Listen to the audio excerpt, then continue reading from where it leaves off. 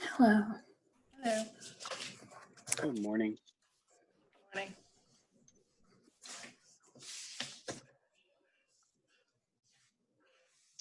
Just a quick reminder that we will be recording when we officially start broadcasting in about a minute. Okay. That's okay with you? All right. Sounds good. Wait about 20 or 30 seconds for any attendees to just populate. It'll take them a sec to come in. Okay. And I still read this intro about the remote meeting and Yes. stuff. Okay. Yep.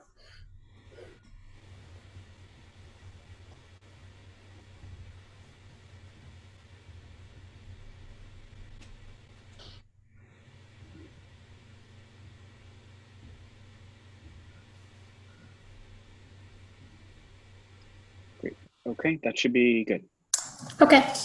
I'm Kathleen Brown, the chair of the Board of Health, and I'm going to introduce each of the members, and I'll just respond in the affirmative since this is an online meeting. Ed Cosgrove, sorry. Here. Steve Epstein. Here. Christina Matthews. Here. Rob Partridge. Here. Okay.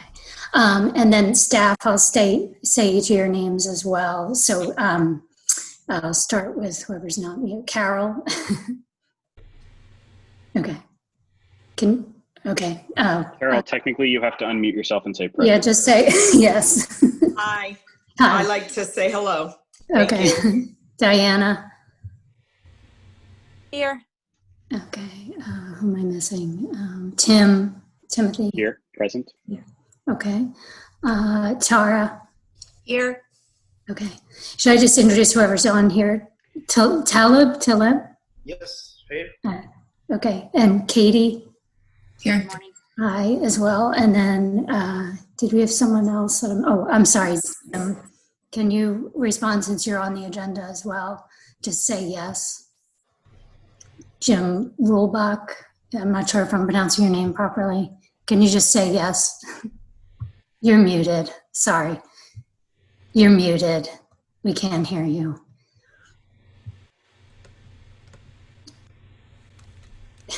Shall I keep going? Could you just unmute and say that again, please? So I think Jim is technically unmuted, but there's a problem with his audio. Oh, okay. All right. So we'll put you on hold for now and we can get back to you. Karen, yes. Yes, here. Karen Okay. Shannon. Yeah. Is that everyone? Am I missing anyone? Kathleen King, Oh, sorry. Zendali DePina, Lynn Schoaf, and Marianne are the remaining four. And Tiffany, sorry. Oh, Tiffany. Sorry. Hi, Sorry. here, Mary Ann Donnell here. Thank you. You're welcome. Okay. And Lynn is taking meeting minutes for the board. Faith Chrisley got another job, so she's stepped down as note taker. Okay. Okay. So good morning. This is an open meeting of the Needham Board of Health. It's being conducted remotely, consistent with Governor Baker's executive order of March 12th, 2020, due to the COVID-19 state of emergency. In order to mitigate the transmission of COVID-19 virus, we've been conducting meetings remotely, and the governor has suspended the requirements of the open meeting law to have all meetings in a publicly accessible physical location. Let's see. Further, all members of public bodies are allowed and encouraged to participate remotely. The order allows public bodies to meet entirely remotely so long as reasonable public access is afforded so that the public can follow along with the deliberations of the meeting. Ensuring public access does not ensure public participation unless such participation is required by law. This meeting will not feature public comment, but is viewable to the public. The meeting of the Needham Board of Health is convening by Zoom app as posted on the town's website, identifying how the public may join. For Zoom meetings, let's see, meeting materials, the agenda and supporting materials were circulated previously. They're also available on the town website. So we will turn to the first item on the agenda, and I will introduce each speaker on the agenda, and you'll just, after you conclude remarks, we'll go down each of the members, inviting each to provide comment as we go. Please remember to mute your phone when you're not speaking. Let's see, I think that's it. Oh, and any vote will need to be by a voice vote since we're remote. Kathleen, just to clarify, it has to be by roll call. Oh, sorry, roll call Yeah. vote. Sorry about that. Yep. Okay, I'm just pulling up the meeting. So first item on the agenda is reviewing the meeting minutes from May 12th. Does anyone have any comments on that?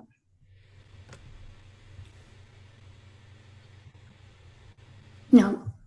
Do I have a motion to accept the meeting minutes from the May 12th meeting? So moved. Second. Okay, all those in favor? Oh, Yes, aye. voice vote. Ed Cosgrove, Sorry. yes. Okay, thanks. Tina Matthews, yes. Okay, Done, yes. Rob Partridge, yes. okay. Kathleen Brown, yes. Okay, so first item, I guess, is a discussion with the Needham Exchange Club about Independence Day celebration with Jim Rolbach. I don't know if I'm pronouncing your name right. I don't know if your audio is working. We're still not hearing you. Maybe try if your computer's muted or something. We can also go to staff reports and come back to you. Let's see. He could try calling in too. Yeah, you could. Can you hear me Oh, now? there you go. Now we hear you. Perfect. Okay. Hopefully that's better. And I apologize. We run these every Saturday for the Exchange Club. I don't have a problem, but today I do. So first of all, thank you for inviting me to the board meeting today. It was on short notice, but I do appreciate the quick turnaround. The Exchange Club historically has put on the parade for the 4th of July in Needham, fireworks, food tent, obviously thousands of people in close proximity. So I think we all agreed that didn't make sense this year. So we sort of left it that we weren't going to do anything. And as we thought about it, we thought there's got to be something we can do to make it special in a smaller way. And that's what I'm here to talk about today. One thing that has been in the newspaper, both town papers, and will be in again, and probably be on the town website and the Exchange Club website, is a house decorating contest. People decorate their homes, take a picture, send it in, and we rate them based on, you know, their quality and all that. So that's a, you know, obviously low contact, town-wide event and gets people excited about the 4th. There's a flag raising that will take place on the 4th. We're not going to publicize that because we don't want crowds, you know, gathering around the flag going up, but that is clearly something that's important for a national holiday. Phil Roby with the Exchange Club is spearheading the planting of 500 flags on the bottom part of Memorial Park, right across from Sudbury Farms. We'll be putting those in on July 1 and probably taking them down around the 5th or so. But it will be an opportunity for people to, you know, sort of think about the holiday and walk amongst the flags if they choose to, and, you know, and get a bit of the spirit of the holiday. We're also contacting all the different church groups in town to possibly have all the church bells ring, whatever types of bells they have. Sometime the morning of the 4th, we're thinking 11 or so. We're not quite sure yet when, but again, just a celebration. Typically, bells were rung at the end of a war, end of some celebratory period. So we thought that was another nice touch. And by the way, these will all be publicized to the town people so they get a sense that there is an organized celebration without the flag raising, as I mentioned earlier. We were planning to have a plane actually fly over Needham for an hour with a big banner like you see at the beach often with advertising or at football games or whatever. The pilot was actually decertified by the Board of Health or the FAA. He failed his physical. So we'd rather not have a dangerous pilot flying over Needham on the 4th. So right now we're looking for a substitute pilot, but we don't have anyone yet. So that may or may not happen. And then the main thing I'm here to talk about is the club came up with the idea of if you're familiar with the traditional parade, it starts with the fire and emergency rescue vehicles, police, fire, ambulances driving through town with all their sirens and lights going. And it's both a wake-up call to the members of the community, and it's a bit of a celebratory, thing to do. So the plan was to have those same vehicles only, no cars, no people, no marchers, no nothing, go through the town on the parade route. And speaking with Tim about this, he had suggested maybe extending the route a little bit. So we're looking into doing that. In sort of casual conversations with the police and fire chiefs, they were supportive. They would plan to reach out to other towns to see if there are other pieces of equipment that would like to participate, which is also a norm in our typical 4th of July. But we think the typical route's about 1.5 miles. So this would be more around the range of 2 miles long, 9 o'clock-ish on the 4th of July.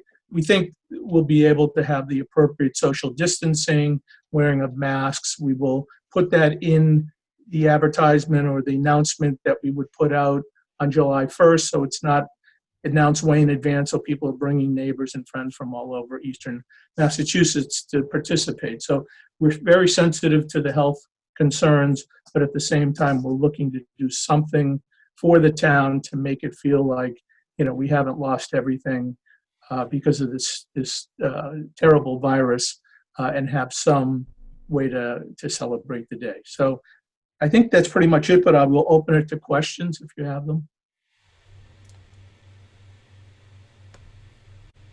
Hang on. I mean, my concern obviously is the social distancing, because we have, I don't live that far from the parade route. I don't think anybody lives that far. And just everybody lines up, say, on Webster Street across from the, from the high school on the sidewalks, with chairs, hanging out. Now, I understand this is going to be different, obviously, and I suspect that people are going to wind up doing more social distancing. But do we have any mechanism to, kind of encourage people not to do this other than, putting a notice in the paper? I mean, do we have anybody who's going to, be looking at the parade route? I mean, Tim, I don't know if we have a plan that we would do something like that. I mean, I don't think you have enough monitors who could, wander by and just if people are getting closer, not wearing masks, encouraging them to do so. We certainly could have 1 or 2 people. I think probably the best mechanism is sort of the communication in advance, as well as what Jim talked about. And it was actually an original suggestion from DPW and the police and fire chiefs that by virtue of sort of the different circumstances this year, and by the fact that there's no marchers in the parade, just vehicles, you can have a parade that goes quicker and goes longer. So you sort of bring the parade more towards the people rather than having them come to. I agree, the backside of the high school was always a very popular spot for people to congregate. But by having a longer parade route, fewer people need to go someplace to see the parade. It just comes to their front door, hopefully, or close to their front door. I think that's probably the best way we have to try to sort of enforce spreading out. Sorry. Yeah, this parade, just on a scope standpoint, the traditional parade, I think, ran well over an hour. So people really had a vested interest in getting a seat, sitting there, and really making a morning of it. This will be fairly quick. I can't estimate the exact amount of time. I'm guessing 15 to 20 minutes, and it's just rolling vehicles, sirens, and I share your concern, frankly. And I think that Webster Street, I've driven in the parade. I drive the selectmen oftentimes in a car, so I get to see the whole parade route. That Webster Street, if there's a crowded area, that tends to be it. And over near the high school, they used to go up on the hill near where that new parking lot is in the back. So, so I think the fact that it's a limited parade, it's a Saturday. Who knows if people will go away? That's always a tough 4th for the Exchange Club because people tend to go away for the weekend instead of staying in Needham and seeing it. We can't predict, but I think it's the messaging. And then I wonder, I'm wondering out loud if the police and fire could, say things from their vehicles because they do have, speaker capability. I mean, that might actually be a good option if they observe something. I mean, I wouldn't want to disrupt the parade by just reminding everybody, obviously that, hey, you got to keep your distance, but they could actually have some fun with that, maybe, if they see folks close together, Yeah. in kind of a cheeky way. But I agree. I mean, it's great to do something, and at least I'm looking at the data right now, just in terms of community and community infection rate. Tim, I'm sure you're keeping tabs on this too, and our testing rate is down to, I think, about 3.5% right now, positive testing.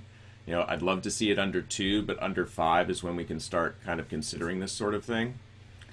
So I think it's a pretty good plan at this point, and I agree. We need to kind of balance, the community along with keeping everybody safe. I do think that working with Cindy, the town's PIO, we've been fairly successful at pushing out messages, both about COVID when the initial restrictions went into place, about the town's sort of rules on face coverings, and now as the town's reopening. So we've had some pretty good success working on public messaging, and I'd like to think we could do that, with the town PIO, and also utilize, the message board, the electronic display board at the RTS, some of the highway display signs, to push a sort of a reminder about, enjoying the holiday safely, keeping social distance. I think that would definitely be something we could do. Perhaps Keeping it restricted to Needham is going to be important. perhaps the lead car could have a banner on each side that says, reminder, keep social distance, wear your mask. Something like that. Maybe have some signage at the areas where people are expected to congregate, like around the high school, just as reminders to keep distance. And I guess Jim, is the end of the parade or the beginning of the parade a place where people might be expected to congregate? Because I think I thought I went to the high school graduation parade, and I was at the corner of Manning and Great Plain, and I as has been what I think is the norm, people are pretty good about keeping apart and wearing masks. So there were a number of people there. So my only concern is, like, at the beginning, where all the high school students started in the parking lot, it was like a big social scene and they weren't distancing at all. This is obviously a different parade, but if the parade were to end in town or something like that, that might be a place where people might go to see the activity, and it would be harder to maintain distancing. Good point. It will start, we believe, on Chestnut, which it traditionally starts with all those vehicles lined up sort of from Harvey's back towards the hospital. And these are vehicles coming, our own plus potentially other towns. It's going to be a couple of people driving them, and that's it. So it's not big groups of people on the vehicles. Now, your point is people with kids or whatever wanting to see them would come. We don't expect there to be a big front end lead time as far as them getting in position. And then once they start, they'll go through town. There won't be any stopping because they have their lights on. But when they finish, they'll finish near, the plan is for them to finish at Sudbury Farms, but not stop. The out-of-towners will probably go back to their towns, and then Needham would go back to Station. So there's no plan to have an end where they all stop, which is actually a good idea, would be to have them stop and let people have their kids climb on them. But probably at this point in the virus, it's not good to have a lot of little kids climbing on fire trucks. So we would just have them go back to Station, and that would again preclude the grouping of people at the end too. So hopefully that addresses what you were considering. Yes, it does. Thank you. Yeah, I think, and the duration is not super long. So, I mean, it's only slightly longer than what if it's really 30 minutes, what CDC considers, close contact. So I'm less concerned. Also, having seen been in some of the demonstrations in town, people were very conscious of distancing and wearing masks, I thought. So I do feel like people are very aware of the topic. But I do agree, I think extra signage, because I don't think people are going to realize that they'll go to their normal spots for the parade, I think, no matter how much you change the route. I think so just having extra signage in those hot spots, I think would be good. Yeah.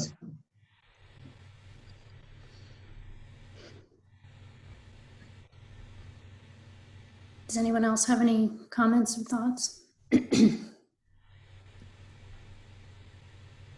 We'll be meeting this Saturday, so if anyone had any thoughts or whatever, I can, Tim has my email or whatever, but, we'll be planning this and the other events out up until the day of the event, so we're available. Thank you for coming to us in advance. Yeah. Now that wasn't lost on us that others may not have, but we try to do it the right way. Yes, thank you. It sounds like a well-conceived plan. Thank you. Okay, Thank I'll you. drop off then. Thank you very much. Thank you, Jim. Jim. Okay, so next would be staff reports. If you're next, let me know who's first. Sorry. So Karen, I guess, substance use prevention. Good morning, everybody. So my first bit of news, I'm very pleased to report, we have been approved for a youth vaping grant by the Metro West Health Foundation. Recently, it's a one-year grant for $30,000, and we wrote that grant with the idea of bringing a youth cessation program to the community, particularly working with our high school school nurse. But we will include components around education, hopefully together with Kathy Pinkham from the Director of Health and Wellness for the Needham Public Schools to try to integrate more vaping education into the curriculum. So we're very happy about that. On a SPAN landscape, we've continued with a number of SPAN initiatives, including a parent action team stories from the inside campaign. I don't know if any of you follow SPAN on social media, but we've been launching a number of stories written by parents describing their parenting experience during the pandemic as a way to kind of show that there's support out there for one another and a little less isolation around the challenges of parenting. We've also put a number of initiatives. We've used our social media heavily over the last 2.5 months, actually 3 months. And between vaping cessation resources that we've posted and a number of student SALSA PSAs on healthy coping activities during the pandemic, we've reached over 23,000 people in terms of all the posts that we've made. So Facebook terms them reaches, and so we've had over 23,000 reaches across all of our posts so far. So we're pleased that at least people are looking, and we hope that they are finding these resources helpful. Our Parent Al-Anon weekly meeting virtually has been continuing since the beginning of May, and we've had anywhere from 6 to 9 people attend on a weekly basis. And then one other rather significant initiative that I've worked on with Carol and Sarah Shine from Youth and Family is a guide called Get Connected Needham.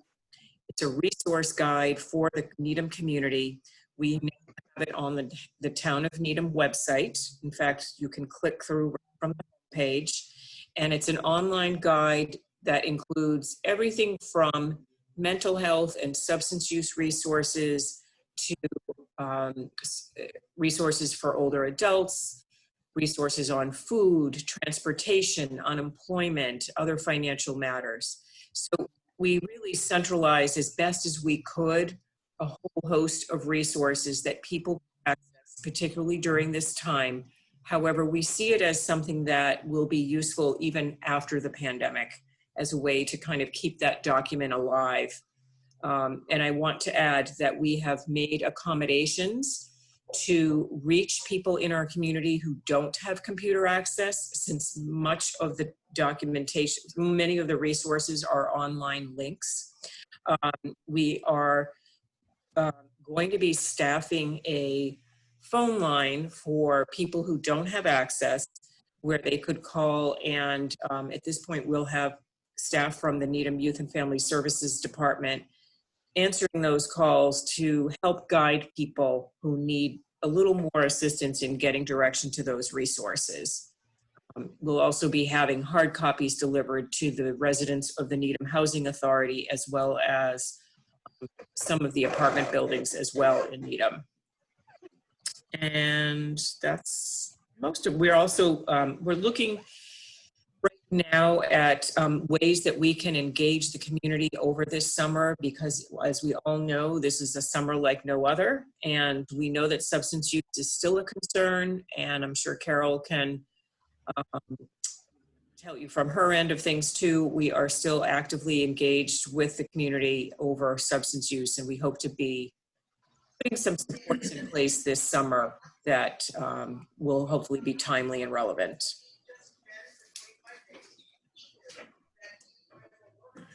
Okay, great, thank you. So Carol, I guess. Good morning. I hope everyone's well and continues to be well. I have my report there for you to briefly look at, and we are just busy with end of the year compliance and budgeting, and trying to support the community's public health departments and that in the best way I can. And one of the things I've tried to focus on is being engaged in resources for therapy, detox, and treatment, and some of those connections I outlined there with Newton Wellesley Hospital and DA Ryan's program every month. So I'm just trying to do a myriad of things, but maintain that background with that I worked years ago in addictions, and be able to plug people into resources for recovery. I'd like to pass this over to Zendalee DePino, who recently graduated from the BU School of Public Health through our regional 4-town grant. She's been doing amazing work with youth. So I think Tim's going to allow her to speak and just say hello to you. And we're so grateful she'll stay on with us and can be funded through our grant, which is through next June. And thank you, and I'll hope she'll say hello. Hi, good morning. So just to give a quick update on Photo Voice, so it went very well. Dedham, Needham, and Norwood have all completed the project, and Carol and I have reviewed the pictures, and they are pretty much all set and ready to be shown. So I can't wait to show you all the Needham pictures once it's done. They're very beautiful and very impactful, so I think you'll all really enjoy looking at the pictures that the youth took. And then we're currently working on getting those pictures printed out and put on foam boards so we can have a gallery at some point in the future when it's safe. So we'll keep you updated on that. And then we're also working on a new project called Promoting Health Together, where we're trying to get youth from all 4 towns to kind of work together to create positive messages for their peers in their community, to kind of let them know that they're not alone, they can work together, and kind of make it a really nice project where they can kind of create positive messages and kind of work with themselves and their peers to kind of create nice positive things during all the difficult times that we're kind of going through. So we're really excited about that. We've had a really good outpouring. I have about 20 kids that are signed up right now for the project. So we're really excited to kind of let you know how that works once we're all done and completed with that one. Yeah. Oops, that's great, thank you. Okay, environmental health, Tara and Diana. All right. Okay. Good morning, everybody. I guess I'll start off just by giving a quick overview, and Diana can follow up. So we're basically still busy. Month of May was mainly educating, again, sending out signage. We did 108 site visits to restaurants and non-permitted establishments, just to pass out the signage on social distancing, and the mask ordinance and things like that. We've been fielding complaints as they come in from residents if we hear a report on something. So Diana and I have been very busy doing that. We've been busy doing more education, again, just sending emails out and being consistent with that. Our newest thing now, and we can expand on that when we hit the agenda, is on the phase 2 reopening. We can talk more about that. But we've also been working with Park and Rec and doing their protocols for the pools. We are working as we come to a case-by-case basis on each outdoor pool in town now, on making sure they meet the new protocol requirements from the Not to interrupt, but like today, for example, the Needham Pool and Racquet Club is opening to the public. Yep. They completed work with them. So we are taking it case by case because I feel like a blanket guidance doesn't necessarily for something like how Park and Rec and Needham Pool and Racquet have a lot more members than a residential building will. So we're just working with every CPO case by case on those outdoor pools. Yeah, and the way we did it with Needham Pool and Racquet that worked really well is that we basically, they sent us what their proposed protocols were. We went back and forth on the email saying, okay, can you tweak this? Can you tweak this? Can you make this more strict? And they, at least for Needham Pool and Racquet, they were really, really good in reference to meeting our requirements and making sure they had things one way, blocked off. And Diana went and did the inspection, and they did really well. She was really impressed with that. So we're hoping we can do this with every pool. Yeah. Use that as the standard and go from there. No, it's been great. Like they were willing to do anything, like everything that we asked, like they understood where we were coming from. They had the same perspective of safety, and they didn't mind like us being more strict or anything like that, because they were also being on the conservative side with guidance as well, or like their rules and regs. They were also trying to be more on the careful side, more about opening slower. Like if they weren't ready yesterday, they would have waited longer if they had to. Like they were completely fine, and all the members were aware that everything was pending opening anyway, so nothing's guaranteed, and they're willing to shut down if they have to shut down on short notice too. Like they're very open. But I'd like to hear some of the details about how we're going to control crowds in pools. You know, it's one thing for, say, appointments for lap swimming. That's easy. Mm-hmm. But, you know, kids running around a pool deck is, I think, the big concern here. So what specifically are the plans to address these sorts of issues? So they have separate staff. So since they're not using the food check this year, they're using that staff to be monitors. Mm-hmm. So along with the lifeguards are more in charge of like watching everyone who's in the pool. They're going to have monitors, making sure. So I think the locker rooms are only allowed maximum of 5 people. They're going in every 15 minutes to clean out those, keeping the crowd controlled there. I think the monitors are just going to have to be going around telling people to separate if they see them getting close. It's limited right now, I know, Pool and Racquet to 22 families. So they have a max, that's at the 40% capacity. I double checked that they have, like, they set up basically stations with 2 chairs. Each family will just get those 2 chairs for the 2-hour block that they're going to be in. They're marked off. There's like black lines to mark off the square that they're allowed to be in. And yeah, it's just the monitors going around and making sure they see people from different households, because they will be assigned a spot. So it'll be clear who's coming from where. And they're also doing an orientation before entering the pool area. They're signing a waiver as well. And they can kind of see like who's coming in with who. And then they'll be responsible for like keeping them apart. How about spacing within the water? Within the water, So now you have all 22 families, everybody's in the water, all right? So How are we we talked about that. staying apart?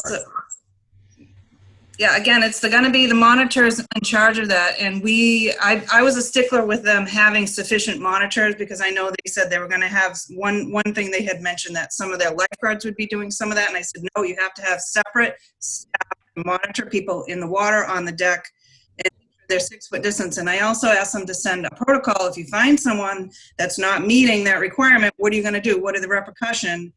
We went back and forth about that. I said, you give them one verbal warning. If they do it again, they're out. So they have to be out of the pool, out of the facility. And I was basically had them rewrite that section. And so that was one of the things. The other thing we said, that if we keep getting non-compliance reports, we might have to look at sectioning off certain areas of their pool. Like Park and Rec has that example where they might section off their family pool and have the families be in certain sections. And I said, we might have to go there if we get reports of that. Needham Pool and Racquet Pool is a little trickier to do that with, because they have that huge deep end diving well area. And how do you section off, that specific for a family? But we went back and forth about that. Yep, because the family pool at Park and Rec, at least it's more of it's I think max 4.5 feet all around. So that's easier to and be fair for people. Because I think the example was, if a family comes in, they have a 5-year-old and a 13-year-old, where do you stick those people? Or I don't know if it was going to be first come, first serve. because their pool goes from 3 feet to 15 feet. So it's a little bit harder to section that one off. So we'll have to really see how that goes. And, but he seemed to agree, again, it's them enforcing their own protocols would be the tricky, thing here, which we believe, and Diana believes that they are willing to do that. They have their board too, that they have to abide by, so. And I don't know, I also want to add, like, for the capacity for the pool, I've been using the calculation just based on how many people can actually go in the pool. I'm not giving them extra people because there's more space outside of the pool. Because I think typically they have the capacity of, like, the deck area where people will hang out. I thought it would be the easiest just to assume that every single person, even though that's probably not true, just assume every single person will go in the pool. And I think that's the easiest for capacity to figure that out. Okay. Yeah. And just along that same line, we had the Needham Farmers Market open this weekend, and that went pretty well as far as Tom was working with Diana and Paige in reference to making sure all the protocols that we had set up for them were followed. It went pretty well, I mean, considering the first market. If Diana, you want to give an update? Yeah, so I went, checked everyone with Paige. The setup went pretty smoothly. The tables are very much far apart. The farmers market took it upon themselves to make the little X markers too. They had monitors at the entrances. The only things I saw were very minor because I know technically the market's not supposed to have kids, but sometimes like it was a mom with their son or daughter, and that part was a little bit of an exception just because they couldn't leave the young child by themselves if it was just the mom and the kid. But I think if they're seeing more like families where there might be 2 parents or 2 adults with children, that they're asking just 1 adult to go through. But everyone was pretty good about following the social distance markers. I just told Tom to remind the vendors kind of to be more vocal about that because naturally, I think it happens at the supermarket too, that people don't realize where they're standing. So it's just like I had to just tell a little group of people like, hey, remember, like there's X's on the ground just to spread out. And it wasn't a big deal. So it's just getting the vendors to do that. But I didn't hear, when I went, it was right at the beginning where it was a little bit full. And I think right when I left around 1, it was already thinning out. And what I've heard from Tom is that it wasn't super crazy the rest of the day. It was like not too many people in and out, and there really weren't any issues. The vendors who had the cold food, we verified that the plug-in fridges were working. Everything was at temperature. So really no issues. And they had the monitors there, and they were doing a pretty good job of maintaining the flow. So now it's a 2-way market, but they have the X's on either side. So as long as the customers are remembering to kind of keep their distance, there really weren't any issues. Yeah, just to follow up to that, Tom has asked if it would be possible to have some artist vendors. I know that we're in phase 2 now, and we were going to see if we would allow him to have 2 tables of artist vendors that could join the market in the next couple of weeks. He's looking at that. So that was another thing he had brought up to us yesterday, right? Or Sunday. So the market was able to open in phase 2, right? That's not a phase 1 thing, right? No. Artists probably need to wait then for phase 2.5. Remember, I mean, there are all these things that they said, yes, in phase 2, but not right away. Yeah, the end of phase 2. Yeah, so I'm kind of calling that phase 2.5 or phase 3 because that's it's phase 2, step 2, technically. Yeah, so that might be the time to consider the artists. All right. We could tell him that. Yeah, because he had asked me because I saw, in phase step 1, they are allowing limited indoor retail browsing. So that's why I told him to email us and we'd ask you guys. So we can. But he wasn't thinking until the next couple weeks anyway. So. Right. I do wonder if we want to maybe focus on we did have a sort of a whole section on the agenda that was focused on COVID. So I wonder if we maybe want to cover some of the other topics and then dive back into COVID because there certainly is a lot to go into with reopening. Sounds good. Yeah, sorry about that. That's okay. I was like, our last update is that we have online permits, some of them. The last one to go live was the animal permit. Yep, so those are still ongoing. And Diana, I know that's long been a priority of the Board of Health, and it's not all the Public Health Department permits. Could you talk a little bit about the process and how it's working so far? Yeah, so I've been working with Terry Wolfson from the IT department.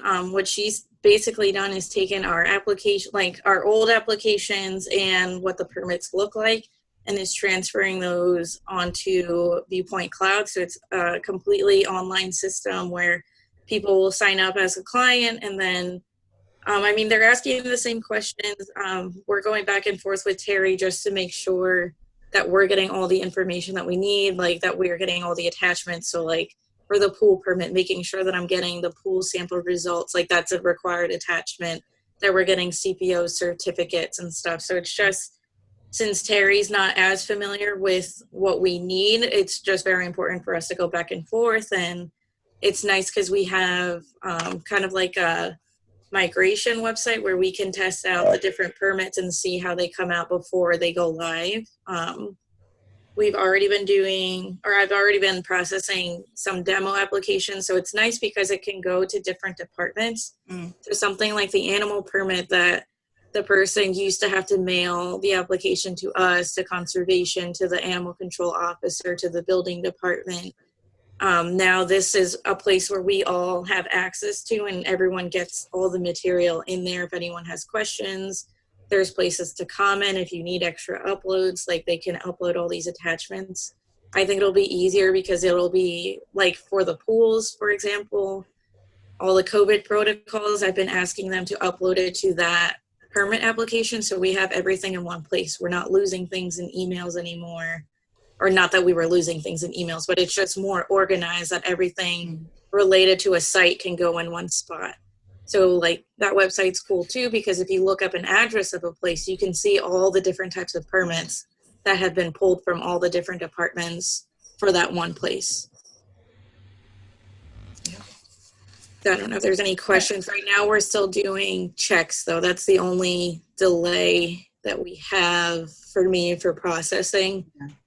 It's a little bit easier now because we're going into the office, so at least those, like we can find those checks a little bit faster. But that's the only delay right now I have for some of the demos, is just waiting for the check to come in so I could get on to the next step. Yeah, and we'll just continue to do work as usual remotely. We have a perk test coming up by the end of this week. Septic still starting to pick up again, and the well permits are still going on. So any other questions? Great. Okay. So that's it for you guys. Traveling meals. Marianne, I don't know if you're there. She is there on mute. Okay. Yeah, I think you're muted, Marianne, if you hear us. Hi, good morning. Can you hear me now? Yeah, there you go. Okay. Traveling meals continues, thank goodness. Next week, the summer staff starts, and volunteers will take a break till September, and trying to be optimistic that things will kind of go back to a little bit of what was done before. Volunteers might be able to enter the hospital. We'll just wait and see. Mm-hmm. And that's it. Any questions? I don't think so. Looks like numbers are down. Okay. So thank you. You're welcome. Tiffany? Morning. So as you guys know, nursing staff's been focused mainly on COVID, but that hasn't necessarily stopped us from still receiving other normal communicable diseases we look through and have to trace as well. So we've had a busy few months. I know we haven't done a report since February, so if you look at the report, you can see our main spike in cases were in April, definitely decreased starting in May. But if you also take a look, our probables are increasing. So the state is now doing probable determination again, especially around antigens and serology, depending on which one it is and whether it's symptomatic or not. So we've been doing a lot of those cases. The case report that the state puts out every Wednesday does not include the probables. It only includes our confirmed. So as of May 31st, we had the 318 confirmed, but 33 probable on top of that as well. So We do the same case investigation for the probables and suspects as we do for the confirmed. And we don't have the list of suspects on here, but yeah, we do that for all of them. So I don't have my report because I was not expecting to be at home today about what the cases, the other cases outside of COVID were based around, because Donna did most of those. So I can remind you, I mean, there were 3 Ehrlichia and 3 hepatitis C that I just want to make sure we're not seeing some activity that we should know about. I'm unaware of anything specific, but I do currently have another case on my caseload that came through 2 days ago of Ehrlichia as well. So we're looking into that. In the nursing department, we do have to switch gears or add another gear, I guess I should say, because we have to start worrying about Triple E season. We did have our first state call last week, and I have another one on Thursday about it and their plans and what's going to happen with that for this year as well. So monitoring that, but yeah, I don't have the specifics because I didn't do the first couple cases, so I'll have to check on that and get back. Okay. We also had a Legionella case in April.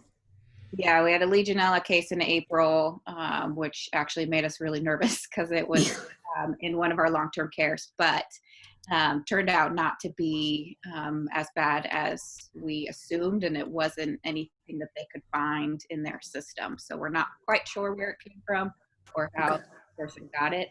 But the person did leave the facility because they went to get their spacing of the kidneys taken care of every other day. They were, yeah, so they were also in other places. So we're not 100% sure where that was contracted, but thankfully wasn't in. Okay, good. Thank you. And I think that's it. Talib has been working with us, with Rebecca and I before Rebecca left, a lot with our MRC. So he's got his report there, so he can go through that real fast as well. Tiffany, could you comment quickly on the varicella case in May? I don't actually know about that varicella case, so I will have to get back to you on that because I don't have my notes in front of me. I'm just curious because so many viruses were not circulating during this time because everybody was separated. Yeah, usually the varicella cases we don't have to look through unless it's a child. And since I wasn't alerted of it, I'm assuming that it was not a child. So it's just an acknowledgement that we noticed that there's one varicella. But I will double check on that. Thank you. Hi, good morning. First of all, thank you for inviting me for this, to participate in this meeting. I have been assisting Rebecca and Tiffany during COVID response. So I have been helping with recruiting MRC volunteer. So we have seen increasing on number. On the beginning of this year, we start with 21 volunteer, and I mean, as today, we have almost 40, we have 48 MRC volunteer get accepted, and we have 9, they still interested to be a volunteer.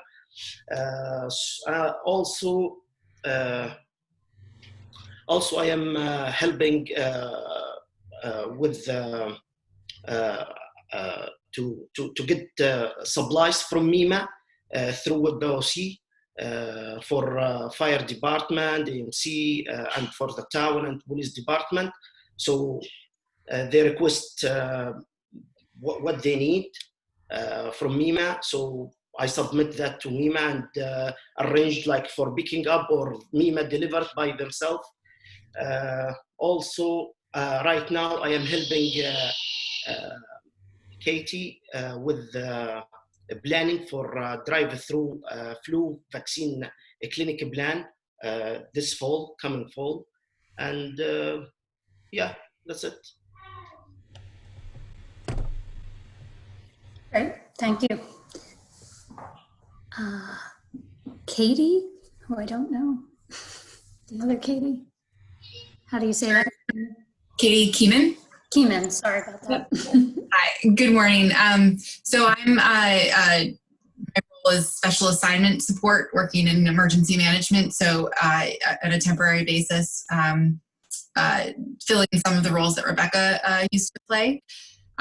So since I started in mid-May, really a lot of what I've been doing is trying to be in some of the places that Tim and Tiffany or others can't. There's just so many meetings, and they're often dealing with the public that if the state is having a call to clarify guidance or do other things, I've been attending those, reviewing guidance, summarizing key points, getting questions answered, things like that. I assisted Tiffany with some of the reopening training and writing SOPs. Last week, we submit a grant through the Metropolitan Area Planning Council to provide taxi rides to residents through the remainder of the year for non-emergency, non-COVID transportation. So essential grocery shopping trips, medical appointments, things like that. So we're waiting to hear. As Tal mentioned, he and I are focused on starting to plan for flu season in the fall and having socially distanced flu clinics for the. Thank you. Great, thank you. All right, so is that all the staff reports? Am I missing anyone? Sure, I could just give a brief update if I could, Kathleen. Oh, sorry, yeah. I could just give a brief update. So we do have 2 positions that were posted. One closed, the emergency management position closed on Friday. We had a good field. We just got the applications yesterday afternoon. We have a good crop of candidates, I think. The public health nurse position was also slated to close. We had 1 total applicant, so we're going to extend it again. That's a 25-hour week position that Donna Carmichael formerly held. So that's a concern. If you look on the Mass Municipal Association website, there's lots of public health nurses because lots of departments are looking for them. So we're going to have to, we posted on MMA, we posted on the Mass Health Officers Association, we posted on the Mass Association of Public Health Nurses, we posted on lots of schools of public health and schools of nursing. So we're going to try to go back to the drawing board and figure out how we can hopefully attract good candidates for that position. Yeah, it's tough. Okay, so what's our next COVID-19 status update? I guess a lot of our discussion was COVID-19 related. So I guess just the Norfolk County numbers, is that what we're looking at first? Sure, and I think the idea basically, and the Norfolk County numbers obviously are reported every day as part of the state dashboard.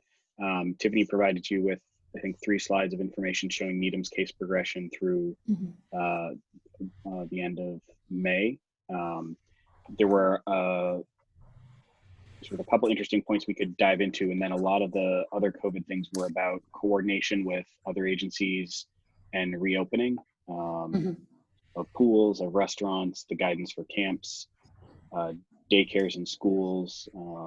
There's sort of a lot of people that are asking for feedback on reopening plans or asking for guidance on how to interpret things. So that is a significant amount of time for a number of public health division staff members, but I figured the board might like to ask questions or to have more information about how we're going about that. Yeah, great.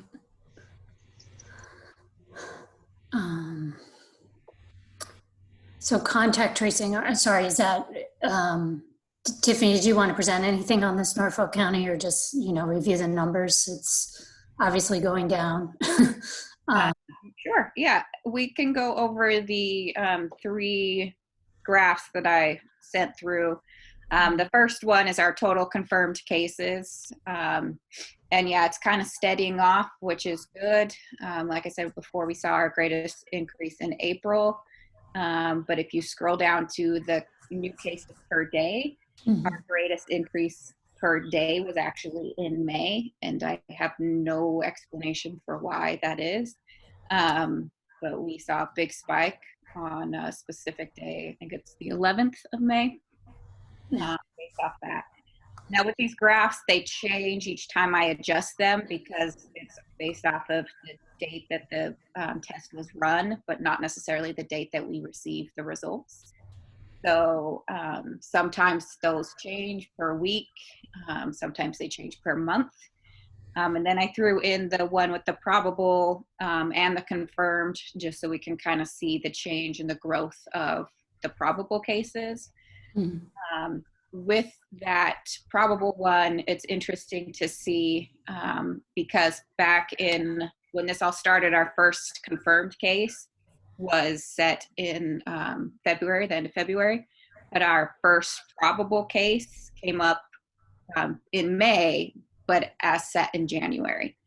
So it's interesting to see how the information has changed even over 4 months. We're still learning that our first potential case could have been back in January instead of the confirmed case that was in February. So we're just kind of following the information as it comes and just adjusting and changing as it goes. This graph that says total cases investigated, does this mean that you have actually contact traced every single case in Needham? Yes, we have based total cases investigated. Oh, yeah. So we've done all of those. So we've contacted each probable, each confirmed, and we contact each suspect as well. Since Donna has left, I have currently sent a couple to the CTC, but that was just last week and that was only 2. We still have our very part-time nurse, Dana Rosenberg, who was hired to do the concussion training, took over a lot of the nursing contact tracing when we started. So she's been awesome to be able to take on some of the contact tracing since Donna's left. So we haven't sent too many to the CTC. We've only sent 2, but yes, we have called every probable and confirmed. So you've called all of them, but how about their contacts? Yes, same thing. So it just depends on how many they have. We actually have been blessed in Needham to not have a huge abundance in contact tracing. Lots of people are adhering to the guidance and are listening to the doctors once they get tested that they stay home and remain home. So I would say on average, our contacts per case is about 2. But yeah, we do get in touch with each of those. No, this is just extraordinary because the state is only at about 65% of contacts traced, and we're at 100. So I just wanted to make sure that was accurate. Yeah, I do want to maybe caution that I don't think that's sustainable. We were sort of jury rigging a response with Donna working more hours than had been originally part of her role, repositioning Dana, as Tiffany said, from concussion education to doing COVID, and also relying on some help from Barbara Singer, the Director of School Health Services, and a couple of school nurses. Those resources are sort of melting away. Donna retired. Barbara has a lot of planning to do for school reopening, so do her school nurses. So a lot of work was falling on a handful of shoulders, and now a lot of work is falling on one shoulder now, or I guess Tiffany has 2 shoulders technically, but I worry that that's not sustainable, and it's impressive how much has been done, but I don't want to make it seem like that's something we can continue. So is there funding from the state for contact tracers? Just the CTC, using the Contact Tracing Collaborative. So we're testing it out. The 2 I've sent, I'm getting weird notes back, so I got to do some investigation into that. But I also have a webinar at 11 that is about their standard operating procedure. So we'll see how that goes. But can I ask you, how many days back do you go with the close contacts? How many days back? So it's like you asked them. It's currently from the start of symptoms 2 days before. 2 days. Yeah. Mm-hmm. Okay. And then your May 11th, I don't think that's a real number. That's a weekend effect, right? The 9th. Oh, for sure. No cases on the 10th. And not being gathered. Yeah, it's not. Yeah, it's like spread out. But the issue. I do it. So. Yeah. And then I'm just worried, like Tim said, with the staffing, like the numbers have gone down now. So, I mean, you're busy with reopening things. I just worry if things take off again in the fall, how will we we'll just rely on the state. Is that? Yeah, that's the goal. That's why I'm kind of testing the waters right now with the CTC to see how it's working. Yeah, hopefully it remains the same. But if we didn't have Talib and Katie, we'd be in a worse spot because I would have no idea how to do a flu clinic. And so I'm very grateful for their help in putting that plan together, because that's going to be another big thing. Well, this is going to be key, right? Because we have to have low prevalence in the community. We have to have adequate testing. We have to have adequate contact tracing. That's the key to reopening. Yep. So, contact tracing, fantastic. The numbers of tests going down, that's great.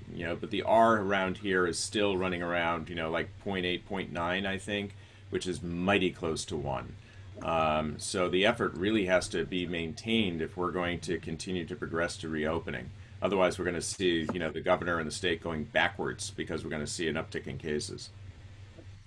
We're really hoping, with all the other states having uptick in cases, that travel remains low in Massachusetts and people remain safe and smart so that we don't see an increase or a change.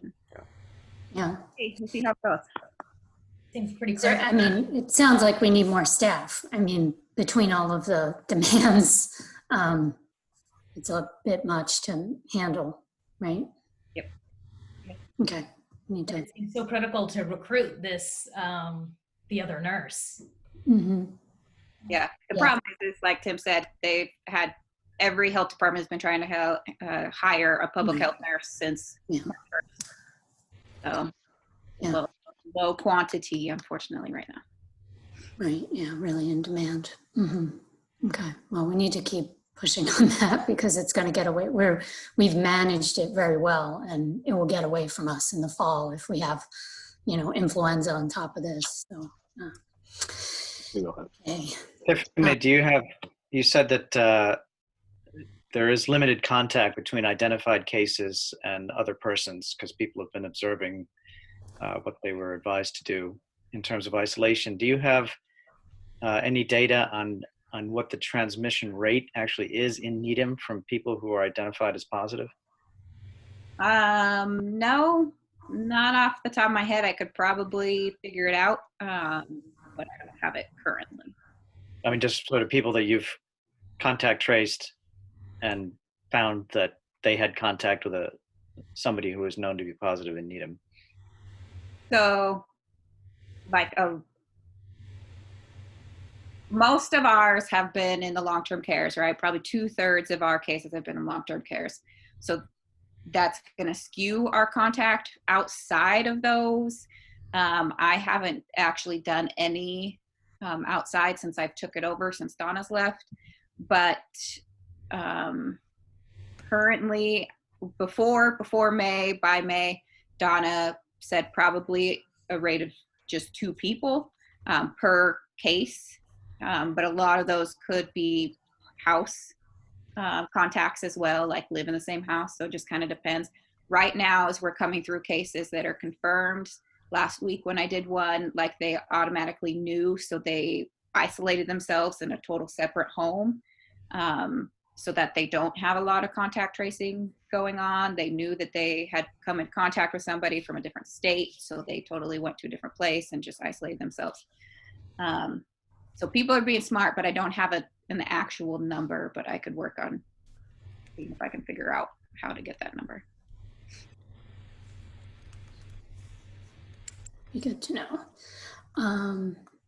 Okay, so face coverings, is that something you want to cover now, or just discuss that change to the Sure.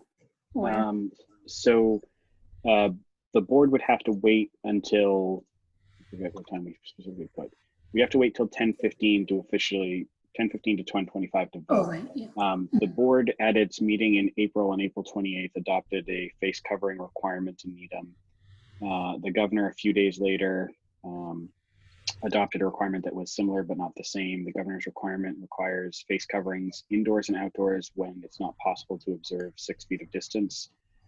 Needham requires all the time indoors. It's a question whether the board wants to extend its order, modify its order, or rescind its order, or just allow the order to expire. Today is the day at the end of the day at which it would expire if nothing was done. So it's a question of whether the board wants to renew it, tweak it, or let it expire, I guess. as I think the board knows, we've gotten a fair number of public comments. We got a large number of public comments when initially up for consideration, the majority of which were in favor, some of which were against. Since that time, we get a number of comments, website, online submissions, emails, and calls about non-compliance. I think non-compliance is comparatively rare, but we seem to hear about almost every incident of it. I personally think having something to point to is helpful.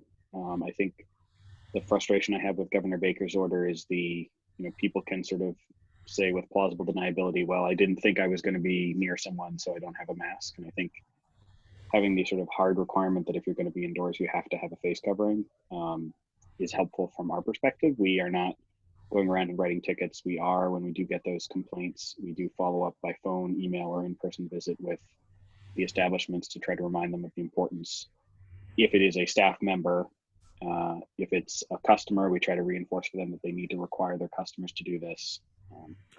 One of the things I think we may need to say explicitly in the order is that use of a face shield does not constitute a face covering. Because what I have seen at the supermarkets is, and I actually spoke with one of the cashiers, and because I asked her to put a mask on, she said, no, I have a face shield, I'm okay. That is not acceptable. And it's also not acceptable to, we have it in here, it's got to be nose and mouth, and I have seen so many business employees not covering their nose. Okay. My view is the governor's orders leaves it to more problems, I think, indoors. Like if it's clear you're walking into a grocery store, you need to have a mask on, but the governor's order says if you can't maintain 6 feet. Now, I know that's what New York is doing too. Just seems a little bit grayer. You're gonna have, then you have this argument in the grocery store where I don't know, people are 6 feet away.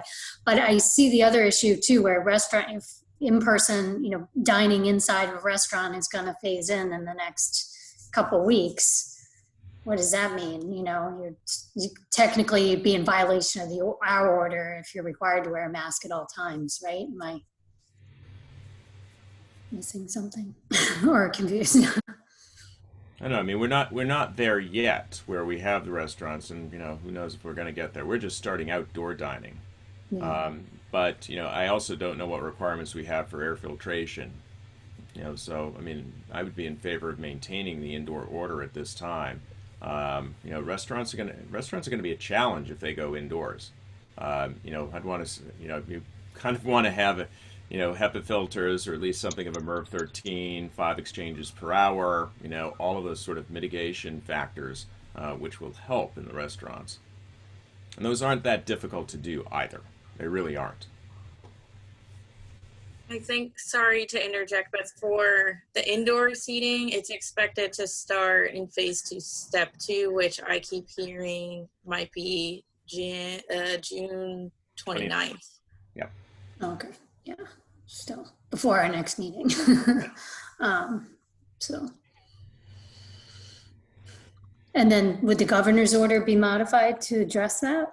Do we know? We don't know. Who knows? Right. And I think for now where we are, it makes sense to me to just extend our order. I don't know how others feel about that. Seems simpler. Yeah. Simpler message.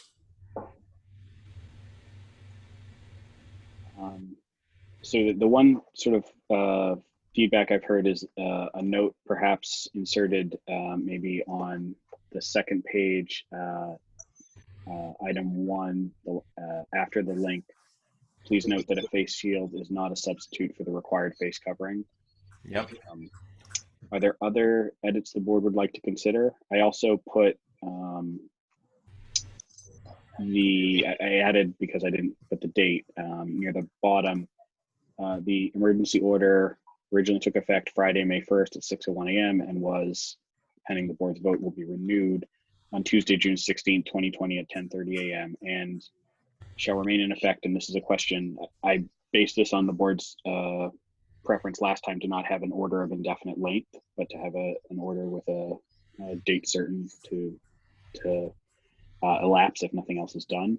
I put August 15th, but that was just sort of a specific date about 2 months away. So it's not any particular significance. It actually is a Saturday. So I have two questions. If you make it August 15th, we don't usually have a meeting in August. How would we get together in order to extend that if needed? And then secondly, I think if the indoor restaurant seating does take effect at the end of June, and we don't have another meeting until July, we need to accommodate how that would be handled now in the order, with a note at the bottom, in the event that people, while actually eating, don't need to have the face mask on, or something like that. Well, we could cover it that way. You know, in the event, well, and I guess there's a lot of in the events we could add to it, but I know that's the problem. You probably Either got up with that, a list or we spend 10 the miles next long. weeks drafting language, and we can do another emergency meeting as we did before. But we may want. I don't know what his requirements are going to be in terms of indoor air quality, and we may want to have some requirements for indoor air quality.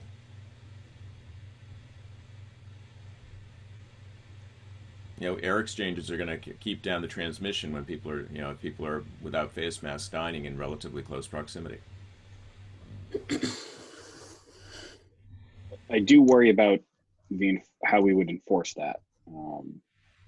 We certainly could have recommendations, but I wonder about how we would go about sort of checking and enforcing for that.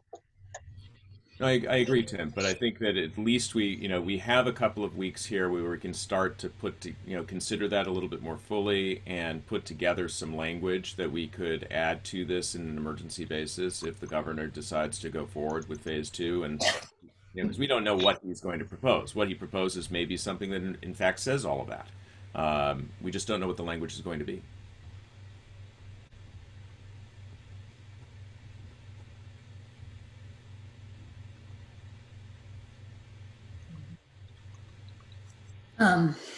So what's the suggestion? Just extend this to September 1st or something, pending? Well, I also saw we removed the ice cream truck prohibition. Have we got more data why that's going to be safe at this point?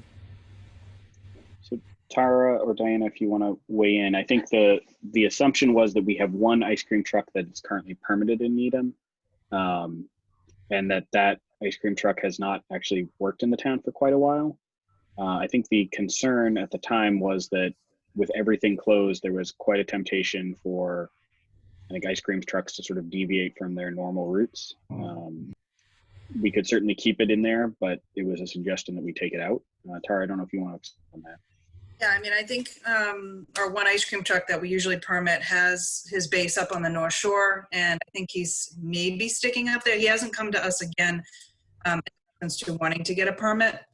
No, right now he just is under the impression is when I call him that he can get a permit is when he'll get a permit. Other than that, I haven't since we got, I think even a call from Kate back in March that he was vending. Once I told him that he wasn't allowed to be vending because he never got a permit, he understood not to come back, and we haven't gotten any out calls. last night. Say that again? He was on our street last night. Oh. I'll have to call him. So if he's around, yeah, we need to know about that so we can get on top of that. So yeah, because if I don't get calls, I don't know where he's at because I don't live in town. So are you sure it is his truck?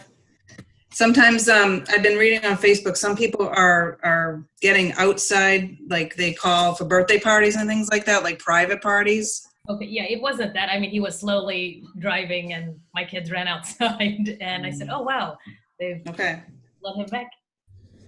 Yeah, we'll contact him. So I don't know, Tim, if we want to look at that again or how we want to do that.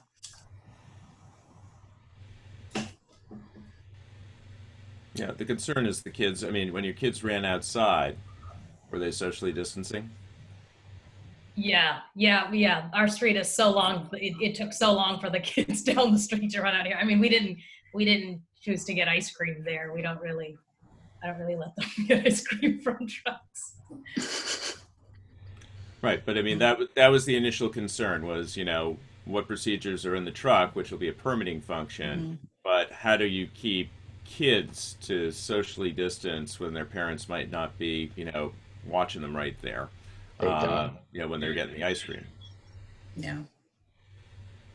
I mean, it is a very short-term exposure. I mean, it isn't great. It's not perfect, but it's 5 minutes. So That's all it takes. I mean, I think if he tried to enforce that too and just, told the kids, I don't know. And on our street, it wouldn't, there's never been a massive mob of children like that. But I think, there could be a way that he could recommend to the kids and the parents that they. And it was that same just white truck, right? Superstar ice cream. I don't know if you saw what it said.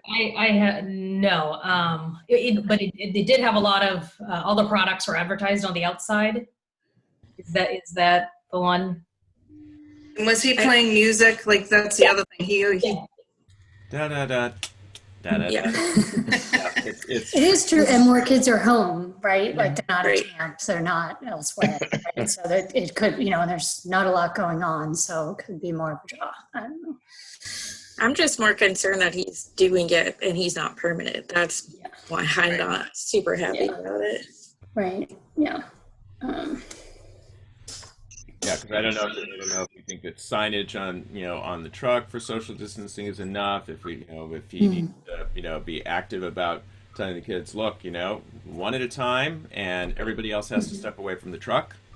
So you only have one kid at the window or one family unit at the window at any one time. Yeah, my concern with the signage is that it's just going to blend in because the advertisement's already so colorful that they're not even going to see it. Agreed. How about an expectation or requirement that a parent be there with their kids? I don't know. Knowing how that vendor is, I don't think that would even happen. We can tell him, and I don't think he would follow it because I don't think they would say no to any business. And with no one being able to monitor it, even less so. Yeah, I mean, it's not. I guess that would be more on the parents, Yeah. To use the service responsibly. But it's not encouraging if he's not following permitting rules. If that's the case, we don't know that yet. Right. All right, we'll reach out to him. Make it like the ice cream store, the language we have in there, that if they can ensure, social distancing is maintained, which they can't necessarily, but he can try. And then you have the ability to say, sorry, you haven't been meeting the standard. If anybody sees this truck, it should get the license plate anyway. Yeah, make sure it's him. Right, could be anybody, yeah. Okay. So where are we on the extension of the face mask order? Are we going to take a vote? Well, are we going to leave the date the way it is at August 15th? Well, if we have to have a special emergency meeting, yeah, August 15th is fine.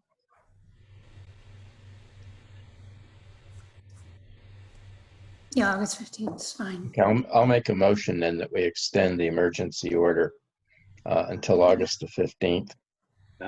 Sorry, Ed, if I could interject for 1 second. I don't know if you wanted me to make an edit in response to Steve's suggestion. So I already made the one edit that I just discussed, which was the face shield. If we added text under number 3 on page 2, members of the public entering a restaurant for the purpose of picking up food for takeout must wear a face covering over their nose and mouth. We could add something like, those persons dining at a restaurant must employ a face covering when not seated at their table. That is, when entering and exiting the establishment or whenever not seated for dinner. That might sort of allow you to have some flexibility on whether you have to have an emergency meeting if the governor does open. Well, that language would work, I think, for me, if we put that in there. So my motion would include that language. I don't know. It kind of contradicts 2 above, doesn't it?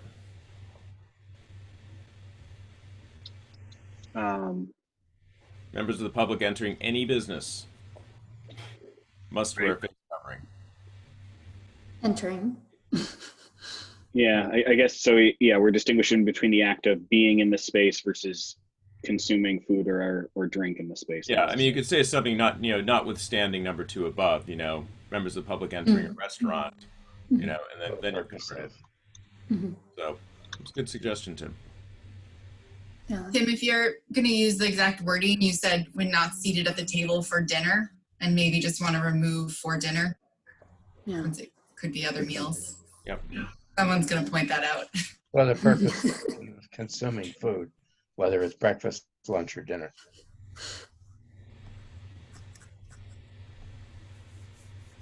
Okay.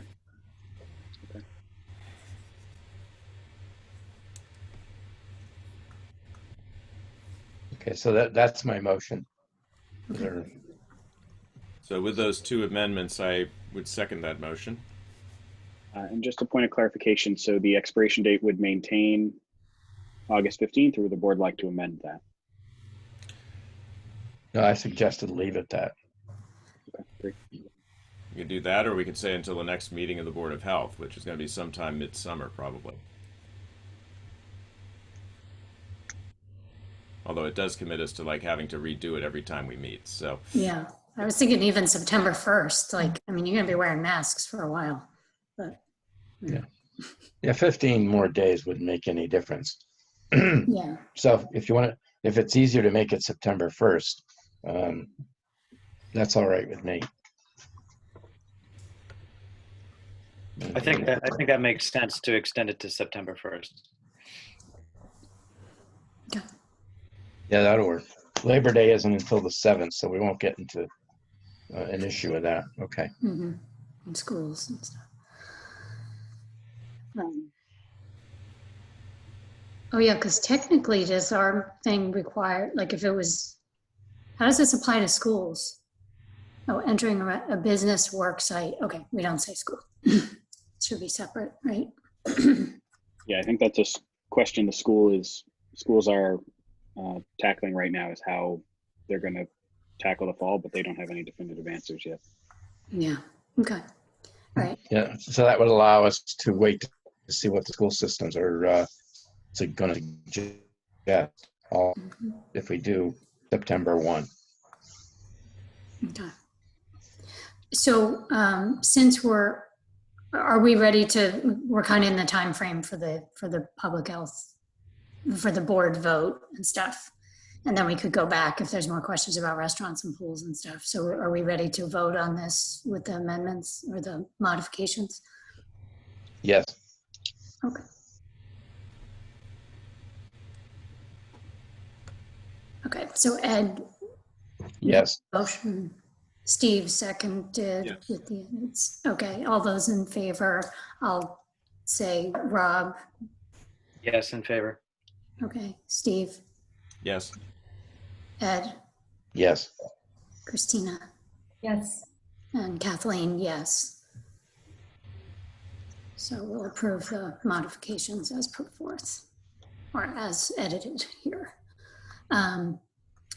Do we could stay on time and meet Katie King. Does that work for people? And then we can go back and have a little more discussion about pools and camps and daycares and things if we Sure. still have the stamina. Okay, I think we do need to discuss it. So I will meet Katie King, the new assistant town manager. Morning, everyone. Hi. Nice Morning. to meet you, although I hate that it's virtual. Yeah. But I am on week 3 with the town.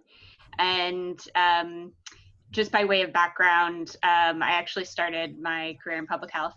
So I did a lot of health policy with the American Cancer Society and the American Lung Association, a lot of tobacco control and air quality and access to health care. So I appreciated everything you guys did long before coronavirus. I guess I'll just say that I've already been incredibly impressed with our Health and Human Services staff here and team, and I've learned a lot from them as I try to get up to speed on all things Needham.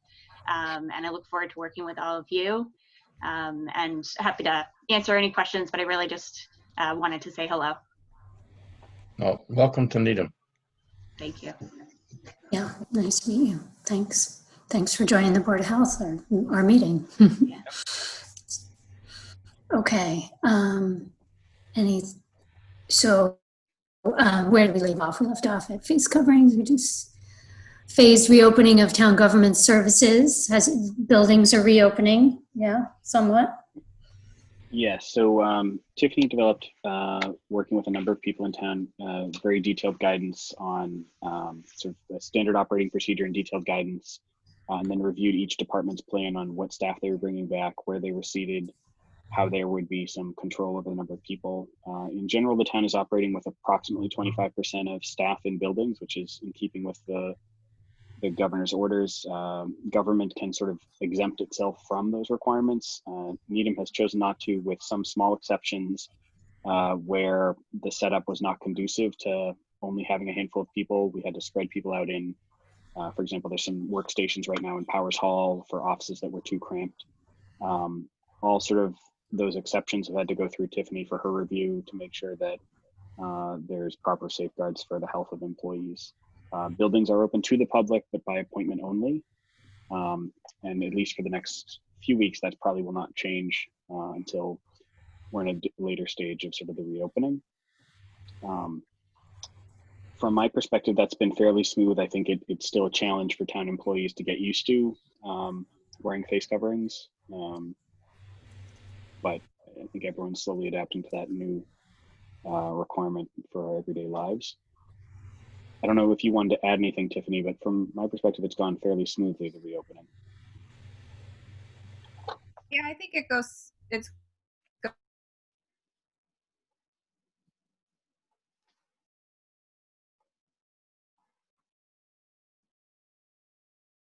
going. This is not going to be regular for a while, and that we got to follow these so we don't get ourselves into a pickle.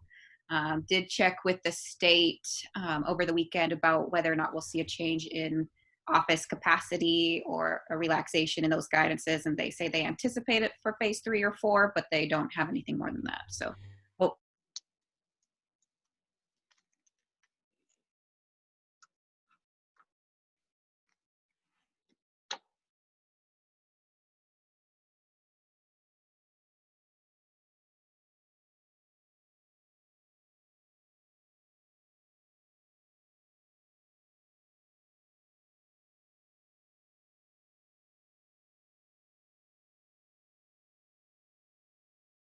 they have their tentative plans. They sent me their first plans for the pool that are reviewed, made some suggestions, asked for some clarification. So they're working on some of those changes, and they're working on their programs and how they'll run those and what it'll look like and where they can do those. So it's all being worked on. Park and Rec staff is working real hard to try to get as best groups and as many families taken care of as possible to do it safely. So we're working closely together, but the goal is to have it mid-July to be open for the programs and the pool. Assuming everything goes well. And what about playgrounds and fields? So they are putting the playgrounds, the fields are open for passive recreation right now. The playgrounds are put on hold until their next meeting, which I believe is the 22nd. And then they're going to have a vote and a discussion about the playground. Mm-hmm. I think Boston opened theirs, right? Playgrounds. Yeah, it's a matter of making sure that the cleaning procedures can be done properly. So. Yeah. Okay. Let's see. Oh, town meeting. Any feedback on that? Town elections and town meeting. So town well, elections. I got reelected. Oh yeah.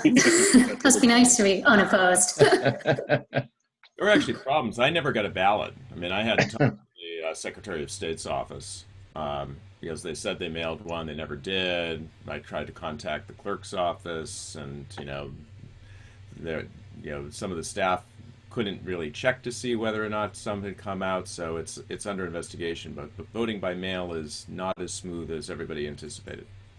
And when the town clerk closed at 4 o'clock, I mailed mine, but they didn't count. So, I mean, we dropped them in the box at 5. But that's my fault. I should have read. But yeah. Yeah, but that was a change. They had previously had not announced that, and you can't really do that last minute. So I think there was some learning pains there, and hopefully this will go a lot smoother come September.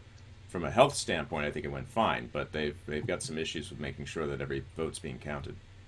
Yeah.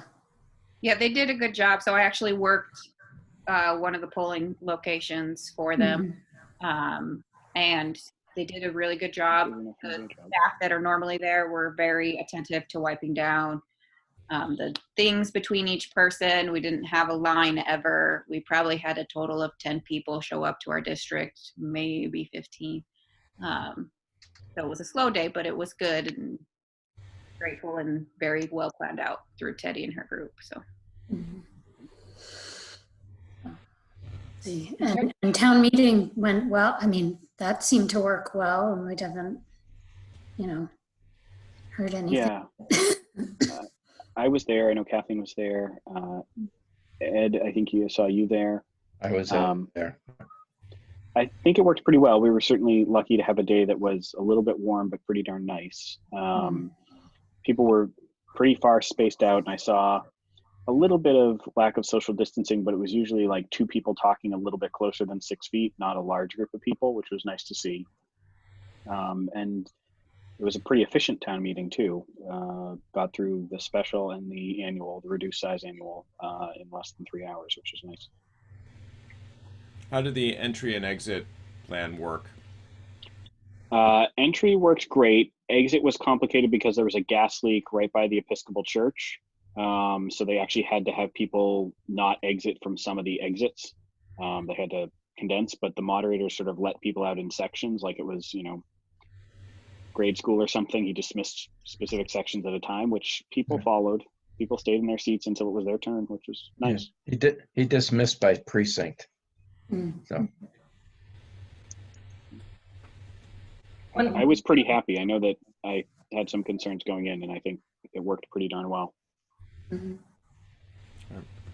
I don't know if this is the time, but the other thing that happened, obviously last week, was a protest march that was hastily organized, and Tim, I guess you found out about it the evening before. I found out about it that morning, and initially no provisions had been made for any type of social distancing or face masks.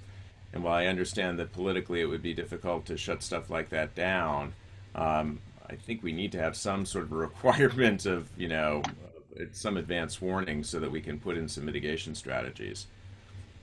Yeah, certainly we would have liked to hear about it earlier, but Tiffany did a great job working with the police. The young lady who was one of the organizers did include lines in her messaging about face coverings and distance, and we were able to coordinate with them and provide disposable masks.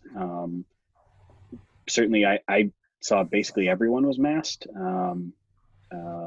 most with their own masks, only a handful of the disposable masks I think they really needed, but that was encouraging. I think people did a pretty good job keeping distance as well. Not perfect, certainly in a gathering that large, but pretty good overall.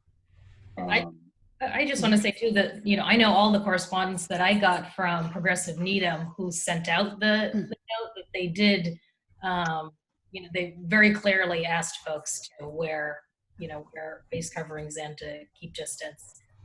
Yeah. And people did, we did, right? I mean, when my family was out there, everyone was keeping distance and everyone had a mask. So the point is, we very carefully, discussed town meeting and pulled that off well. And, we have the, exchange board coming to us to talk about July 4th now so that we can, have best practices. This was something that we may have gotten lucky that it worked out okay, but doing something hastily last minute with large crowds is a recipe for disaster. I mean, really, and I think we all know that. We have Tiffany as our only contact tracer right now. Imagine if she's going to have to trace another 300 because one person in that crowd actually is COVID positive, and we find that out a week from now. That's our nightmare scenario that we should try our best to avoid, and doing things last minute like this is probably not the best way to do that. Sure, and the current sorry, climate, go ahead, Christina. yeah, where things are. I think that's because there are more actions like this coming that, if we have some recommendations that we would like to make to these groups, we can do that. But where things are, I don't think there's going to be a way that these things are going to be planned so far in advance, but they are sort of planned, maybe a few days in advance, but we could, offer some guidance there. And I've been involved in some of these groups because I'm on the Human Rights Committee. So, I have made my public health recommendations in those ways as well. I think it would be tough to say that, we can't do this because frankly, people are very upset that at this past town meeting, the town just, in a climate where we're talking about, defunding or reallocating, whatever you want to call it, resources to our police, that at this time town meeting just decided to pass, funding for 2 more police officers and $33,000 in new guns for the force. So I think people are very frustrated with that, and there's. I wanted to separate out, I understand that people have political issues on all sides of the spectrum. That's one issue. Our job, though, is the health of the public. And for the health of the public, as much advance warning as we can get for these things.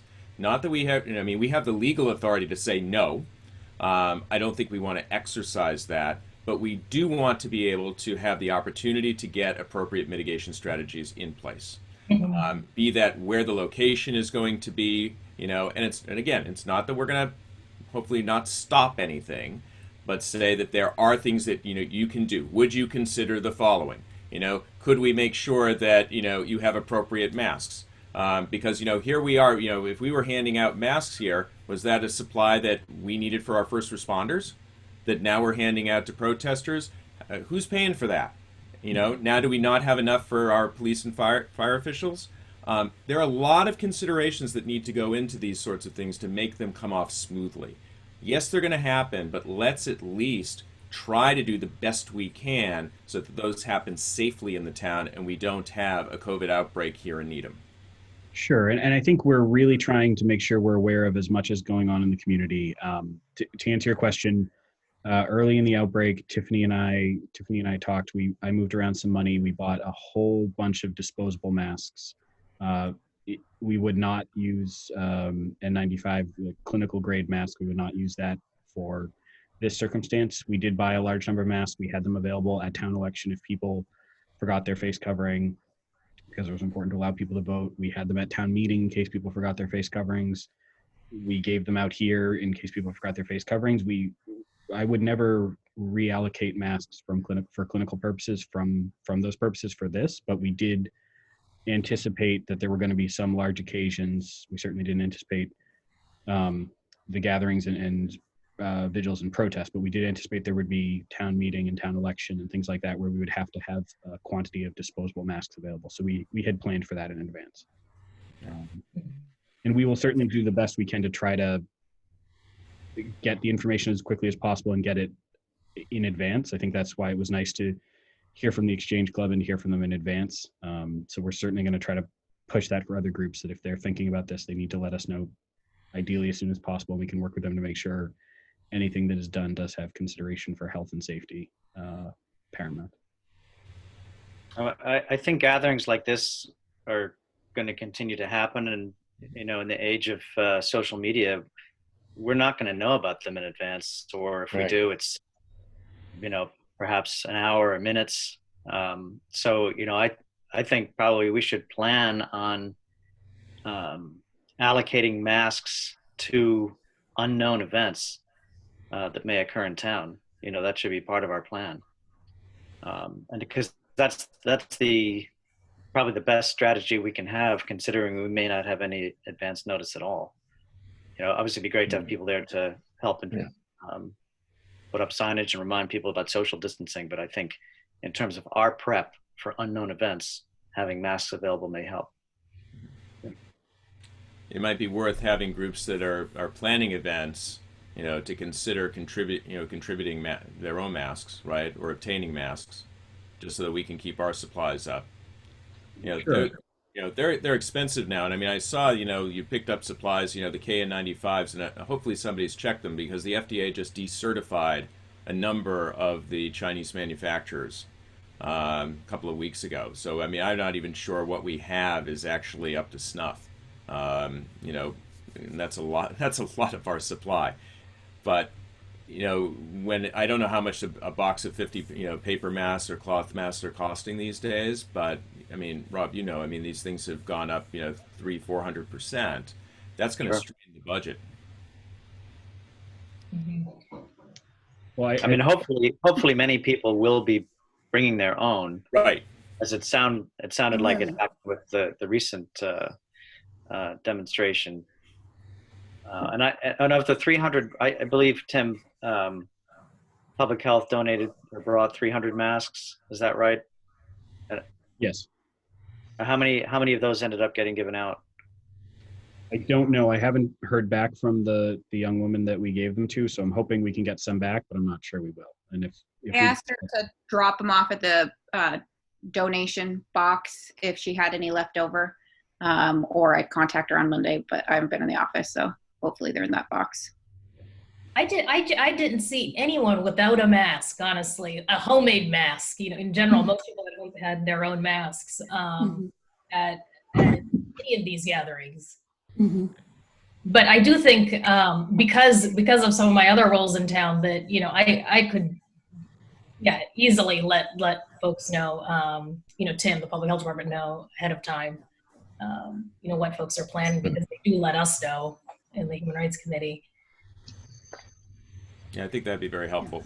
I think that the nature of these of some of these events is that they're almost spontaneous, and so maybe we should just have an article in the Needham Times or the other newspaper, the other weekly paper, saying if you're planning an event, you should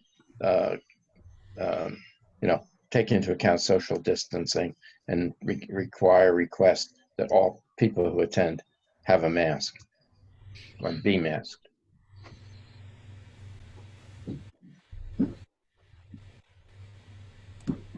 Sorry about that. We have van drivers that pick up the meals for the seniors, and they needed the keys. We're going to be done by 10:30, so. Well, I think having a better connection to those groups too is important public health also. So I think we should be reaching out and participating, providing whatever support they need to keep everybody safe. So maybe we need some, how to go to a protest safely type of guidance that could go out on, Instagram or whatever to catch the audience we're trying to reach. Right. I've actually been wondering, I don't know, since I'm newer to this group, how this group generally operates in times like this, but I've wondered if we wanted to put out any sort of statement, about racism and public health disparities, and perhaps with that we could tie in something, how to attend a protest safely, or what we could do locally to mitigate some of these risks. It seems like that could be a way we tie it all together. That's actually a good idea. I like that. Mm-hmm. Sure. Yep.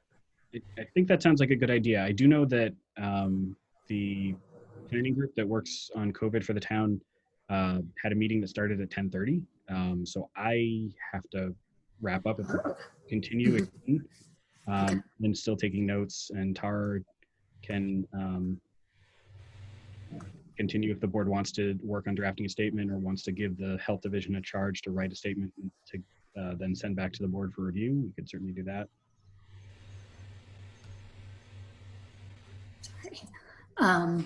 Could we start that way? Because does the town have some guidance coming from, let's say, the public information office about something like that? You mean a letter on, some sort of statement on racism and public health, that sort of thing? Yes, and then add in about wearing face masks and so on. I think our unique, unique addition to that would be on social determinants of health.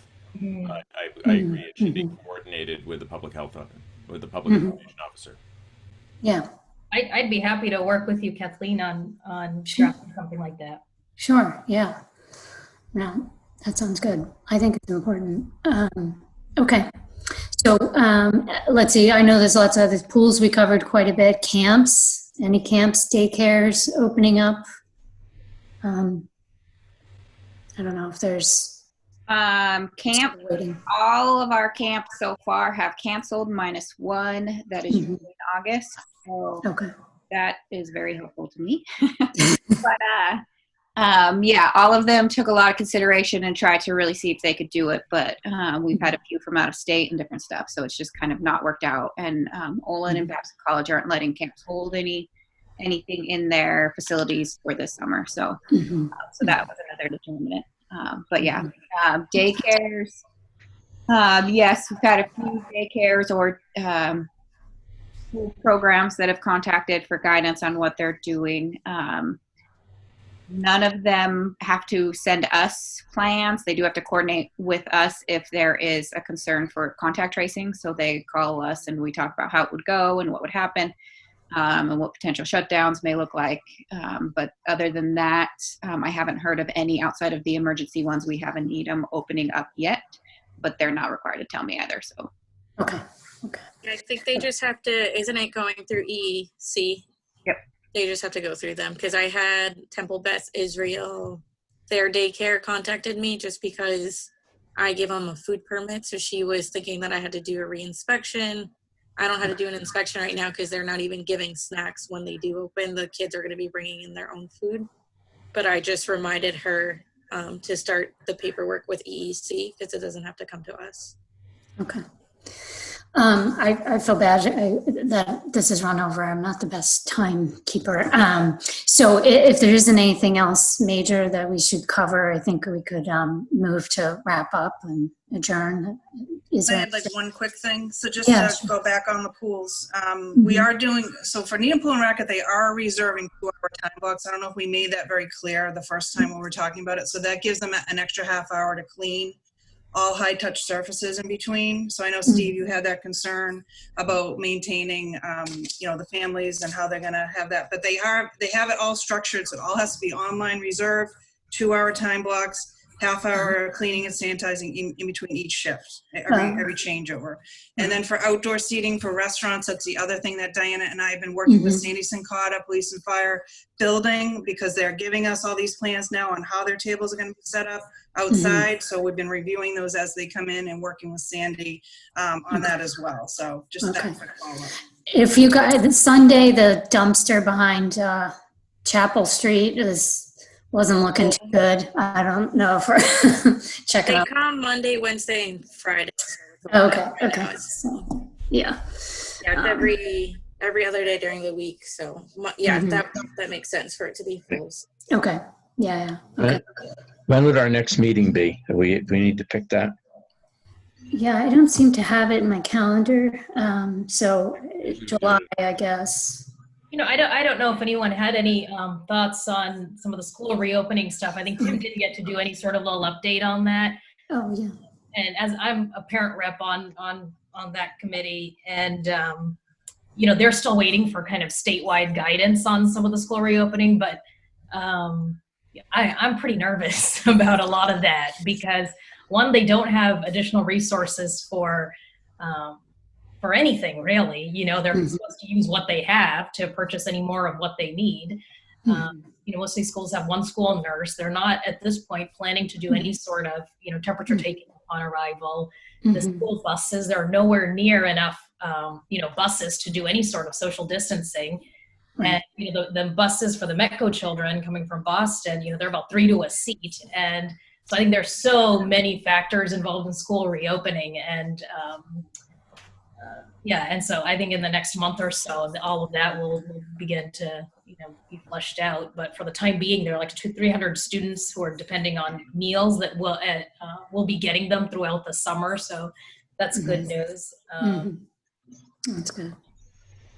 And I think for summer school, what the Department of Ed right now has recommended is that they'll do 2 days on. They're doing kind of 2 distancing, in the classroom, half of the class would come, 2 days on a deep clean on Wednesday, then Thursday, Friday, another group, would be in the space for, the children who need summer schooling. Yeah. I think there's a lot that's kind of unknown and going to be fleshed out in the next month. Yeah.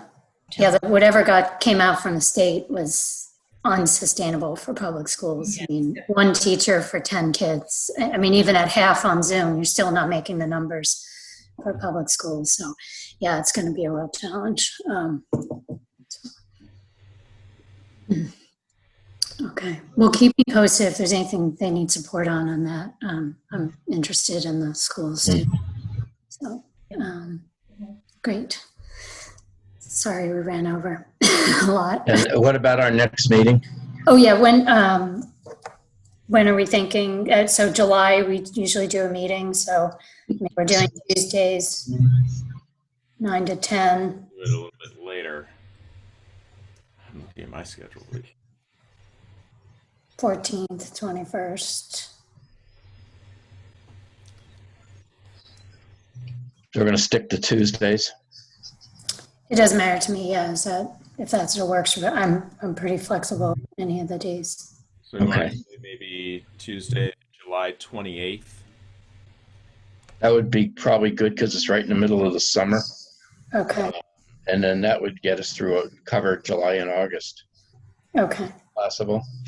9 to 30.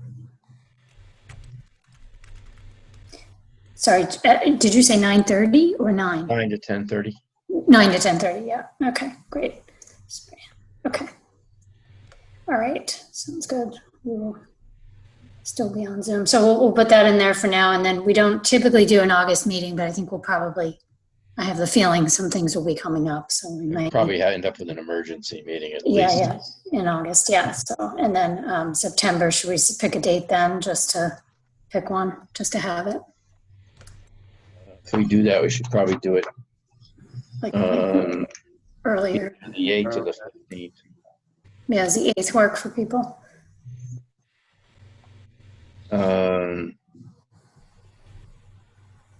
The 8th would be tight. I have an appointment at 8:10 a.m.